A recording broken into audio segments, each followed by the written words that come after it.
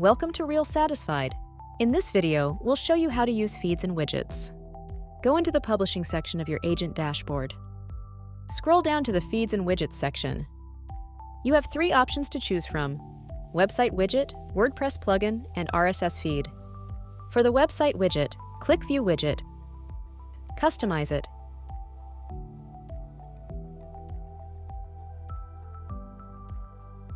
And copy the code to paste it onto your website.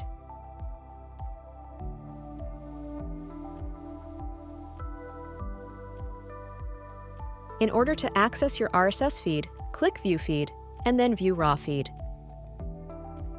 You can share this URL with your website developer or use it anywhere RSS feeds are supported. Make sure that in the Settings section, you have turned on the Display Rating and Display Testimonial settings. Make sure you also have the display reading set to Detailed for each survey. Happy selling!